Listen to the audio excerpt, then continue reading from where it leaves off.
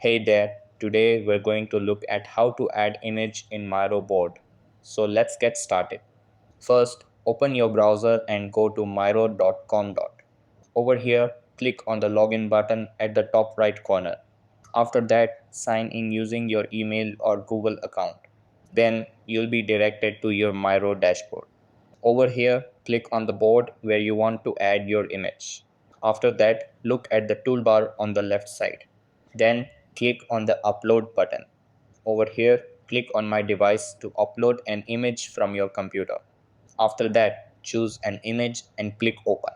Then you can also click on upload via URL and paste the image link. Over here, you can also drag and drop an image directly onto the board. After that, resize and reposition the image as needed. And that wraps it up. Appreciate you watching.